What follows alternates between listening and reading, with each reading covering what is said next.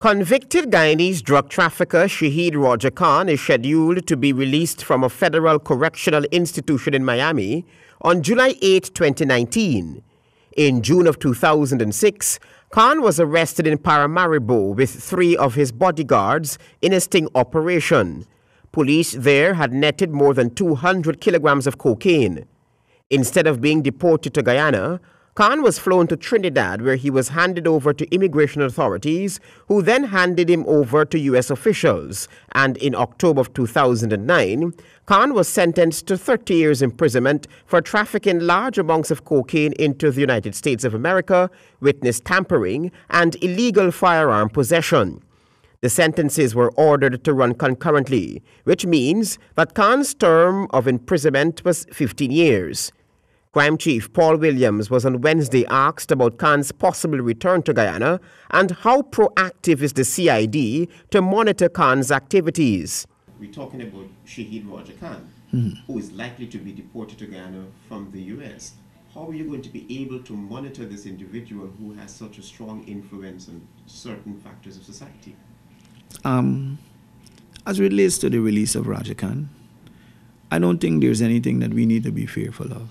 Because if Roger Khan has to return to Guyana, we will know that information beforehand. And as a result of that, it simply means that we will have to be proactive in terms of our preparation and to put the requisite system in place to address, issues and so on. Roger Khan was considered probably the most complete criminal in Guyana's history.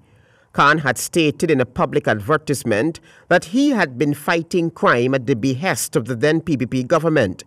The crime chief spoke about those who may still want to pledge allegiance to Khan. Yeah, there might be certain persons who still hold allegiance to him, to feel that on his return, you understand me, they may be able to continue the type of activities and so on. But I want to say, I don't think that will be possible. So even if they hold that allegiance, they may be hold that allegiance and say, well, yes, they're still brotherhood. But I don't think to really go back down in the part of any criminal activities that you were able to exercise or they were previously involved with. Many have formed the view that the then PPPC government under the presidency of Barra Jagdeo allowed Khan a free rein to operate in the name of crime fighting after the country experienced an unprecedented crime spree that was triggered by the February 23, 2002 Camp Street prison break.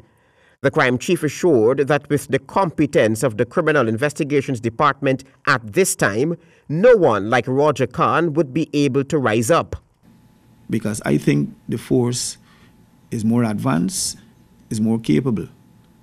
And definitely, whatever is the requisite resources that we need in terms of, monitoring persons with a level of influence, I know definitely we have it and we're going to get more.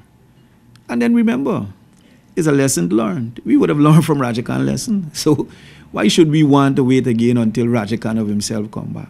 We should not allow nobody else within that similar thinking or behavior to even rise up within this nation. Then chairman of the Central Intelligence Committee, Dr. Roger Luncheon, had stated, quote, the Guyana government could find no compelling evidence for Khan to be investigated, unquote.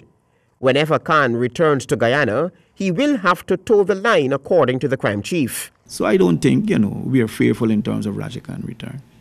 You are aware that he will return in 2019? I don't know if he will return. But when he returns, he got to come back home. That's it. But we are prepared. Khan was also believed to be the head of the then infamous Phantom Squad. He was allowed to acquire intercept equipment, which enabled him to listen to the conversations and determine the locations of his intended victims. That cellular intercept equipment used by Khan had been sold to the then PPP government. Travis Chase, HGP Nightly News.